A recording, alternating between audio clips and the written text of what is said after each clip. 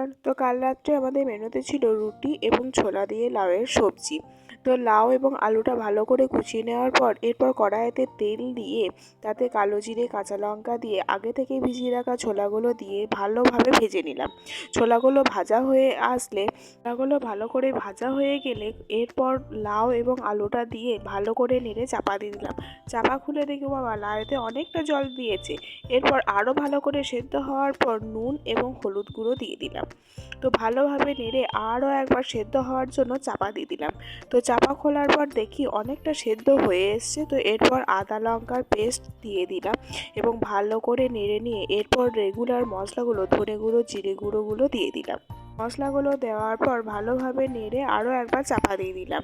তো চাপা খুলে দেখি হয়ে এসছে। এরপর পরিমাণ মতো নুন আর একটু মিষ্টি দিয়ে ভালো করে নেড়ে আমাদের রুটির সাথে মিষ্টি মিষ্টি লাউয়ের সবজি খেতে দারুণ লাগলো। তো আপনাদের